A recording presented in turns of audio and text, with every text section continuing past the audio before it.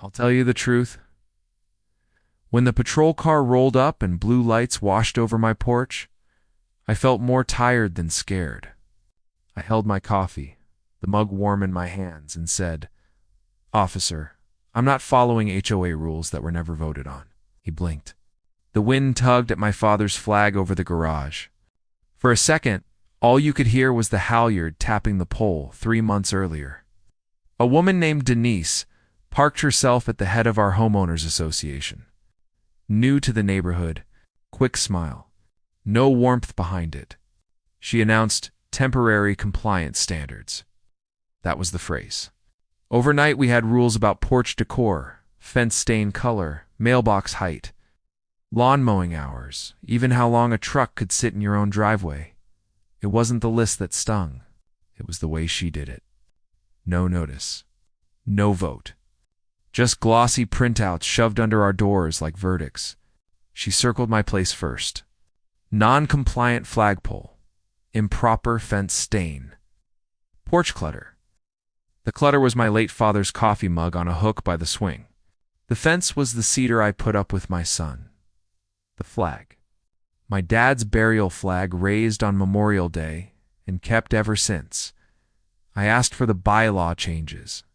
She waved a stapled packet like a school teacher and said, "The board approved it." I asked for minutes. She told me minutes were internal. I reminded her the board was us. She smiled again. Something tightened in my chest. A week later, the first fine showed up. $150 for the fence color. Another for the flag lighting. I called the management number on the letter. It was her cell. She answered on the first ring.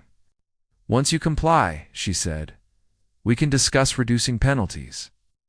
It sounded like a bargain you make in an alley. Maybe I should have stained the fence. Maybe I should have moved the mug inside. But my dad taught me that small things are the whole thing. Respect lives in the details. So I went quiet and read. I pulled the bylaws, the original CC&Rs, and the state statutes. I found that new rules require notice, a meeting, a quorum, and recorded votes.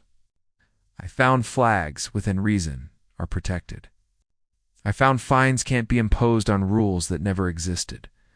My hands shook a little as I highlighted lines and stuck tabs, not fear. Anger finally finding a channel. At the next board meeting, 3 people and a plate of store-bought cookies in the rec room. I brought a binder. Denise opened with a speech about raising standards. I let her finish and asked to see proof of a vote. Silence. I asked for minutes. She said again, they were internal. I read the statute out loud. My voice was steady. Her jaw set like concrete. "You're disrupting the meeting," she said. "I'm correcting it." I said. Someone in the back murmured, "Let him talk." A few heads nodded. Small sound. Different air dot. I laid out the process. Petition for a special meeting. 20% of owners recall vote, reinstate the old rules until lawful changes are made. She called me a troublemaker. I passed around the petition. We got 30 signatures before the cookies went stale. The letters intensified. Final notice. Escalation to legal. Lean procedures. I knew it was smoke, but smoke still stings. My wife asked if we could just ride it out. My son said it's just a fence. Heard them? I couldn't bend. Not on this. The police day started simple. Saturday. Pale sun over the lake. I was sweeping the porch. A truck idled at the curb. She stepped out with her phone held like a badge. "You are trespassing on common property," she said. I smiled. "This is my porch. You are non-compliant and hostile." She dialed. I kept sweeping. Gravel crunched under new tires. The officer was polite. Young said there'd been a call about a disturbance. I explained the HOA had tried to find my father's flag. He looked at the pole, then at me, then at the packet I handed him. He read for a long time. "Sir," he said, "try to keep it civil." Then he turned to her. "Ma'am, you can't call 911 for a civil disagreement." She lifted her voice. He threatened me. His eyes flicked to his body cam, then to me. Did you? I told her to bring minutes, I said. He left with a sigh and a nod. She left with a promise whispered through her teeth. You'll regret this. That could have been the end. Not for Monday morning. The lobby of our regional bank smelled like new carpet and printer toner. I've been in banking 25 years. I run operations and compliance for our district. Most days I live in numbers, patterns, and the places risk hides.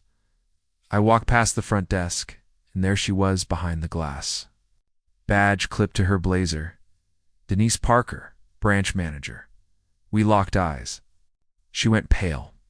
That same quiet came over me as on the porch. Not triumph, not yet. Just the sense that a knot had revealed its other end. I didn't speak to her. Would have been wrong. I didn't tell my assistant. That afternoon, I filed an ethics report, the way anyone should. I attached copies of her HOA letters that used bank letterhead. Yes, she'd done that once to validate fines. I included a voicemail where she claimed a banking relationship. This could complicate a neighbor's loan if fines weren't paid. I wrote only facts. I asked for an independent review. Audits don't move fast. Meanwhile, the neighborhood did. We turned in our petition. We set a date for a special meeting. She tried to cancel it. I sent the statute. She tried to move it. I reserved the church fellowship hall 2 blocks down. She sent a letter about security concerns. I called the local precinct and asked for a community liaison to attend. He did. Shook hands. Ate a cookie. Stood in the back like a quiet tree. Neighbors stood and told stories. Fines for garden stones. For wreaths. For the color of a shed door that matched the approved paint chip. People teared up. People laughed at themselves. Then they looked toward my porch, the flag they'd all seen, the fence they'd leaned on, the coffee mug borrowed on the way to loading something heavy. They voted. We recalled the board. We appointed a temporary committee, a retired judge, a school principal, a contractor, and our oldest resident, Mrs. Lane, who remembers when the road was still gravel. We reinstated the original rules, set a real process for changes, and paused all fines pending proper review. That should have been enough. Order, quiet, lake sounds.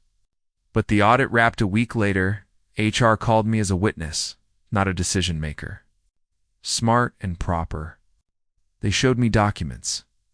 An HOA account opened at a branch without minutes authorizing signers. Wire transfers labeled reimbursement with no receipts. Emails hinting a loan decision could be delayed over noncompliance. My stomach turned. Not because she was my neighbor, because she was a banker doing the one thing we cannot do, weaponize the trust people place in us.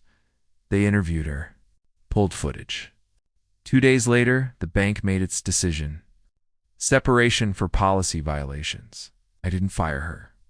I couldn't. I signed a statement saying, under penalty of perjury, that what I submitted was true. The next morning, a different car was in her driveway. By evening, a moving truck. No one cheered. No one jeered. She left without a word. Someone said she'd gone to a sister's place across town. I hope she finds a way to start over without trying to lord over people. We all deserve a second chapter if we learn from the first. We didn't win everything. The grass still needs mowing. The lake still gets choked with pollen in May. A dog still barks past midnight on some weekends. But the porch feels like mine again.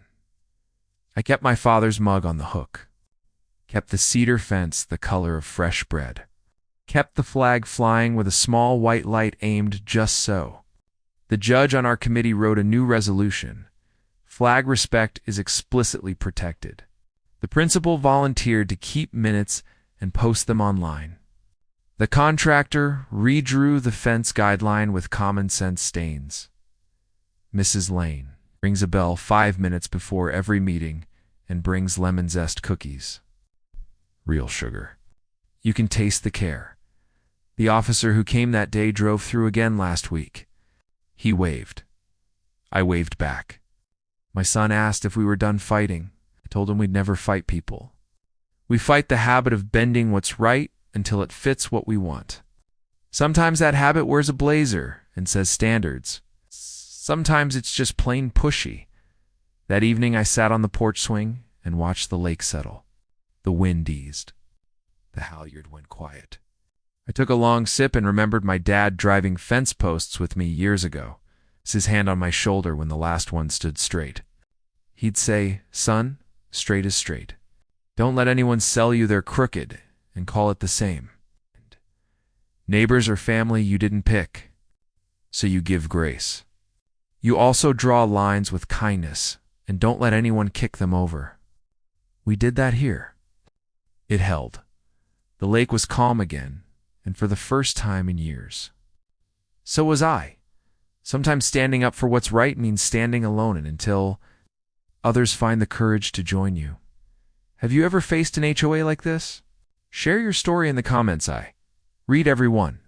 If you believe some fights are worth having, hit subscribe and let's stand up together.